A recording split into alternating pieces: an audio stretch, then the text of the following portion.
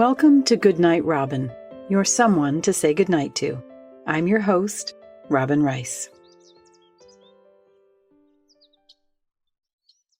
Tonight I want to talk about the Mr. Rogers film that came out recently. I had seen the documentary a year or so ago and then finally saw the beautiful new movie that's out that's sort of about Mr. Rogers, but not really. It's about the essence of Mr. Rogers. But it made me think about Mr. Rogers and the role that he played.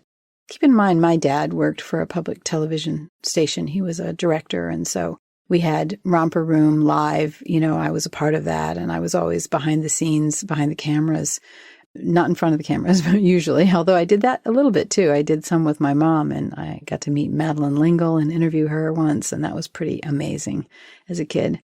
But being behind the camera and behind the sound and all that sort of thing, I guess I come by this podcast work naturally then, honestly anyway.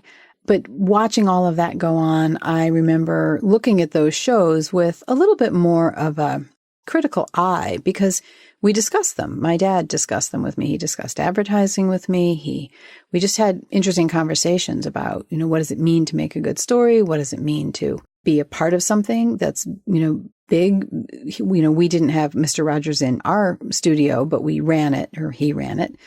So it was bigger for me, I suppose, than just the average person. And I looked at it more critically. And when I watched the movie, I realized that I kind of had missed some of the best parts because I was thinking about it. I was thinking about Mr. Rogers and thinking about the show and thinking about, all the pieces of the puzzle that made the show work and that sort of thing. But the reality is that, good or bad, Mr. Rogers represented something for a lot of people. And his neighborhood was an educational place, a place where you talked about feelings and where feelings were okay and all of those kinds of things. And I totally missed it. I did not get it at all. And when I watched, and when I've watched since, I've watched a few of the shows, I realized that this was incredibly progressive. Of course, everybody knows that now. But it was also just very gentle. And gentleness was something that was not exactly a big part of my family. We weren't overly gentle people with each other or in general out in the world.